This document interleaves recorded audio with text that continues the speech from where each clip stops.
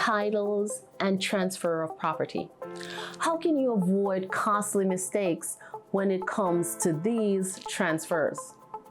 For many people, especially with the elderly, when they have real, competent, good kids, they're thinking about transferring their property to their kids now.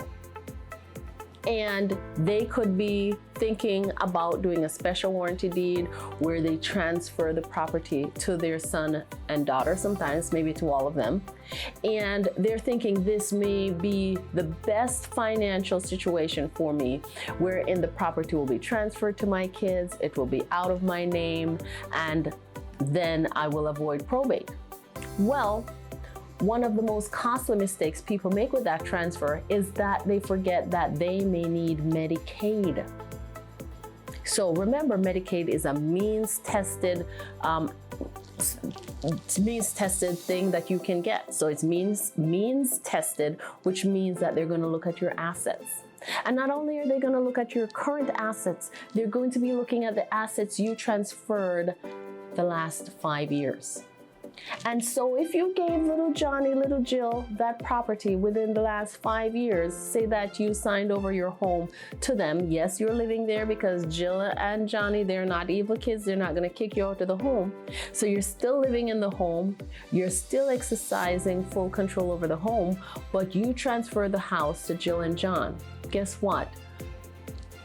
Medicaid is going to be looking at you to get that property back from Jill and John, and you will not qualify for Medicaid for the length of time that Medicaid thinks that the value of your home would have paid for your long-term care.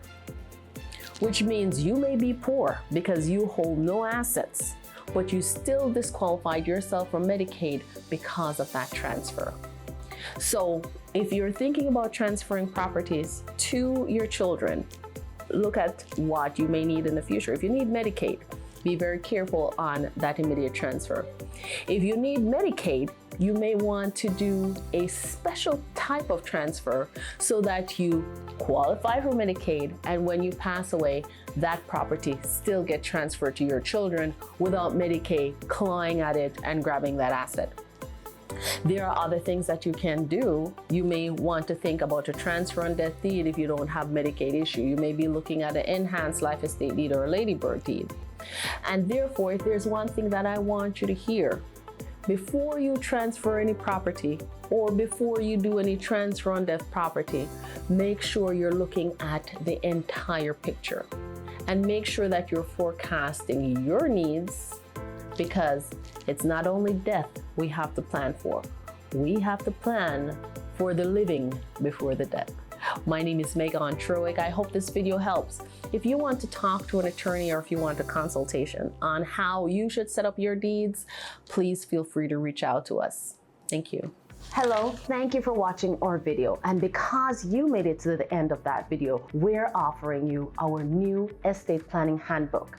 This is a wonderful tool and I'm sure you like it. Go ahead, download the link, and let's get learning together.